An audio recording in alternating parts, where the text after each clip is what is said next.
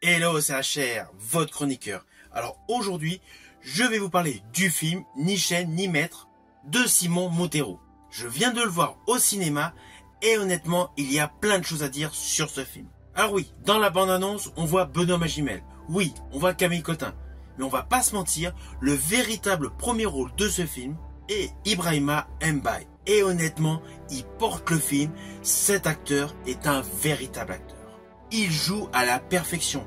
Dans ce film, il passe par plusieurs transitions émotionnelles et psychologiques. Et sincèrement, il est en totale adéquation avec les lignes scénaristiques de ce film.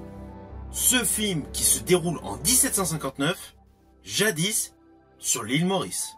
L'histoire est concentrée sur Massamba et Mati. Massamba, c'est le père.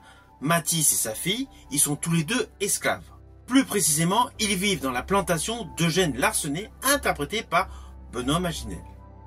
Alors je vais faire très simple. Le fameux Massamba Césario, on va dire, est l'intermédiaire du maître, interprété par Benoît Magimel. Il y a des discordes avec certains esclaves. Il y en a même qui avaient pris la fuite. Du coup, on voit une scène phare, une scène choc, avec justement une esclave qui se fait marquer au fer par une fleur de lys, et un autre esclave qui se fait couper les oreilles. On ressent tout de suite la dimension triste, la dimension dramatique de la situation. Assez rapidement, il y a un repas avec le gouverneur et le chef de la plantation, donc interprété par Benoît Magimel. Le personnage Césario est invité au repas, et par rapport à sa posture et son regard, le gouverneur estime que Césario n'est pas assez respectueux. De ce fait, le chef de la plantation décide de rétrograder Césario et d'incorporer dans sa maison la fille de celui-ci. Alors c'est très rapide. Au moment où ils vont chercher la fille, celle-ci s'échappe. Et c'est là que débute réellement le film. C'est ce que vous voyez dans la bande-annonce de ce film. Alors ne vous inquiétez pas, je n'irai pas plus loin. Mais voilà, sachez que principalement ce film est une chasse à l'homme. Parce que naturellement, le père de Mati part à sa recherche pour sauver sa fille. Et justement prendre la fuite avec elle. Alors oui, il y a quelques scènes d'action. Il y a des moments avec du gunfight, forcément.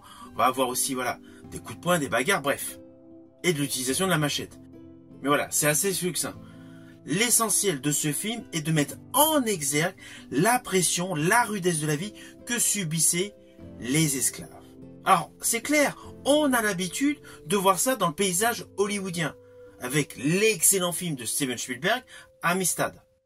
Pour le paysage cinématographique français, c'est extrêmement rare, c'est évident.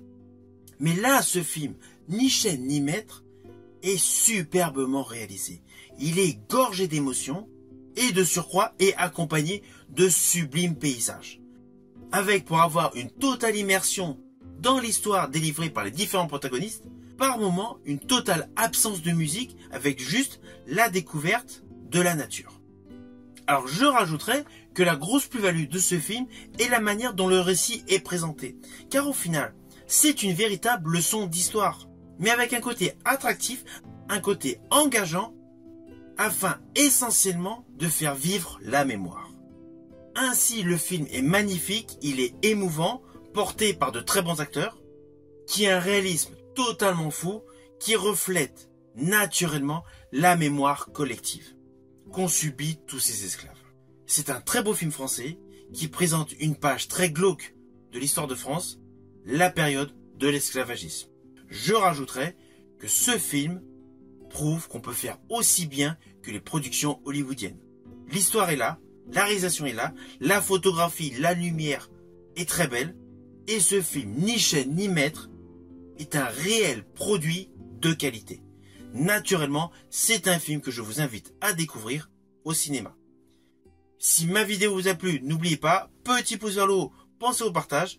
Quant à moi, je vous dis à bientôt pour une prochaine vidéo.